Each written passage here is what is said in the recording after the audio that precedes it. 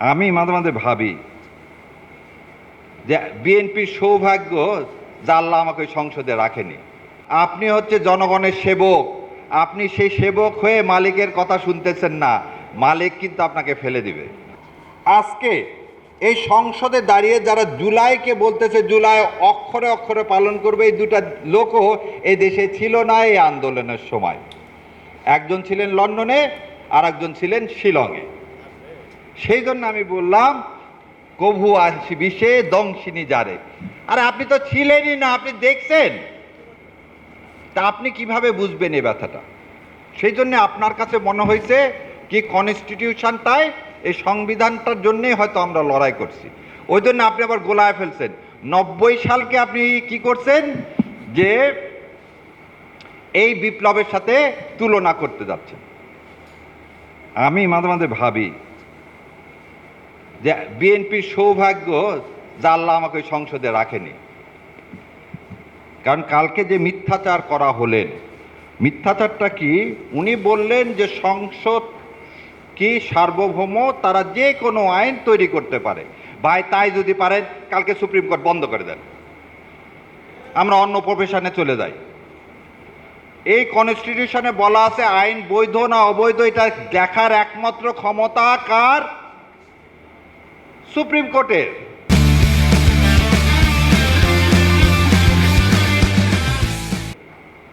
আপনি উঠে বলতেছেন যে না, আমরা যা বলবো সেটাই আইন, সুপ্রিম কোর্টকে। অতএব পঞ্চদশ সংশোধনের কথা বলে বেগম খালেদা জিয়া, আল্লাহ ওনাকে বেহেশত নসিব করুক, এই সংবিধান ফেলে দেওয়ার কথা যে বললেন, ওনাদের কথা ছিল পঞ্চদশ সংশোধনীতে যেসব করা হয়েছে সেই কারণে সংবিধান ফেলে দিতে বলা হয়েছে। এখন সেই সংবিধান আমরাই কি করব? আমরাই অ্যামেন্ডমেন্ট করব। আমরা সংস্কার করব না, আমরা কি করব? অ্যামেন্ডমেন্ট করব। অ্যামেন্ডমেন্ট পরিবর্তন আর সংস্কারের মধ্যে একটু পার্থক্য আছে। আবার ওনারা আবার এই পরিবর্তনটা করতে চায় কি, একটা শরীর রাখবে, মাথা রাখবে না। মাথাহীন দেহের কোনো মূল্য আছে?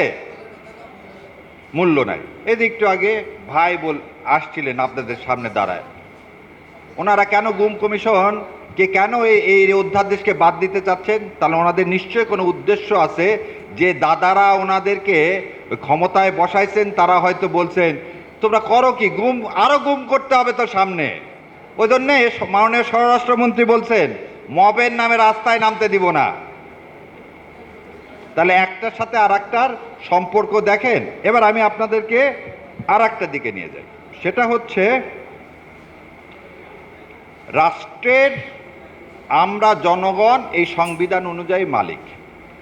তাহলে আমি মালিক, তা আমি মালিক হয়ে আমি হাঁ ভোটে ভোট দিছি এবং 70% লোক হাঁ ভোটে ভোট দিছে। তাহলে আমি জনগণ, রাষ্ট্রের মালিক। আমি এখন মালিক হয়ে, তুমি সরকার তোমাকে আদেশ দিচ্ছি তুমি জুলাই সনদ যা যা আছে তাই পালন করো। তা মালিকের কথা কি তুমি কি করতে পারো? অগ্রাহ্য করতে পারো? গভর্নমেন্ট, সরকার কি? সরকার জনগণের চাকর, একদম সহজ সরল কথা। চাকর যদি কি করে, মালিকের কথা না শুনে, সে চাকরে আপনি রাখবেন? রাখবেন না? রাখবেন না?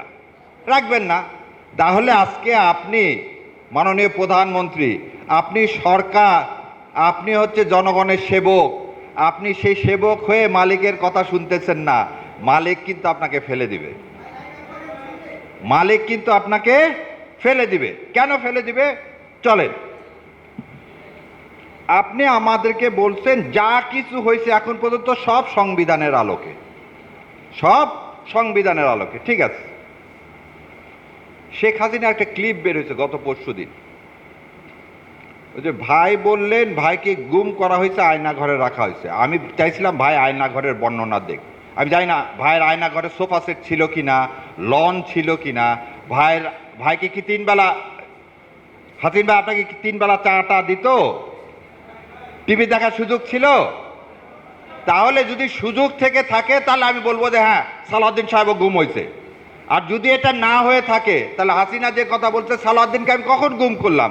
সালাউদ্দিনকে দোতলা বাড়িতে রাখলাম, সালাউদ্দিনকে দোতলা বাড়িতে। এটা শাহরিয়ার কবির আমি বলতেছি না, শেখ হাসিনা বলতেছে।